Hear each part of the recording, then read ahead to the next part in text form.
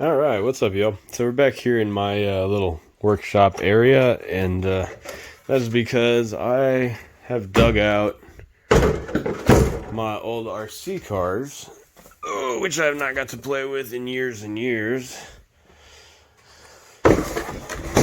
And yeah, so there they are.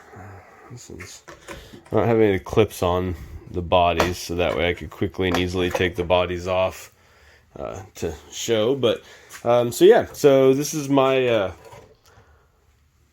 set, if you will. I actually, when I decided to get into RC cars, I really didn't know anything about them, and I just, knew that they were a whole lot of fun when I was a kid, and never really looked into anything serious because they were pretty expensive. So, once I got a little bit older, I looked into it and didn't really do a lot of research. I just kind of jumped in with both feet.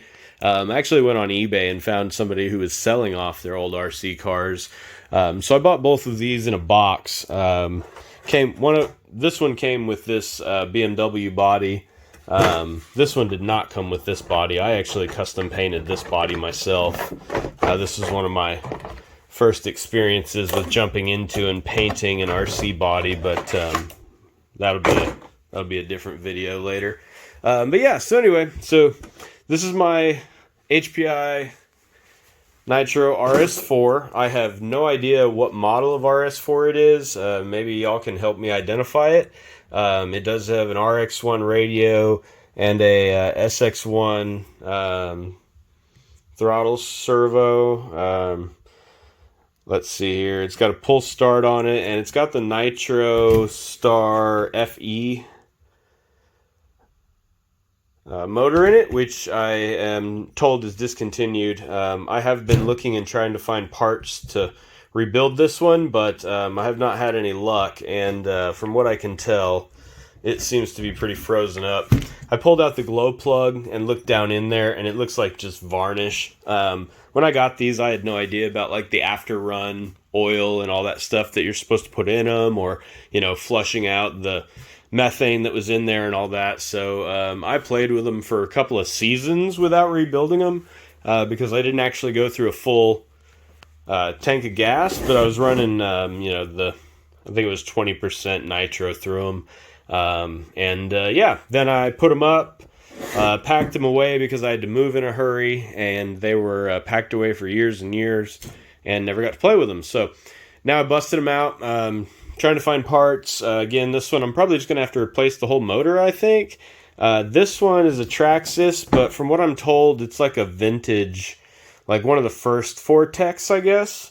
I don't really know a lot about it. All I know is that when I got it, it was all-wheel drive. It was the only one that operated as all-wheel drive. Something's broken in this one that caused it to only go rear wheel, and or maybe somebody changed something in it to make it only rear wheel. I'm not sure.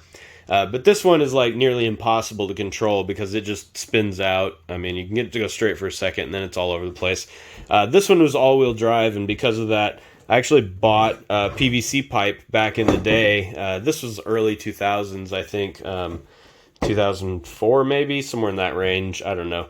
But anyway, before drifting and drift tires were readily available, and I bought PVC pipe and cut my own and, pounded it on there, and then just glued it so that way they wouldn't come flying off there. But yeah, I had a bunch of fun sliding this thing around.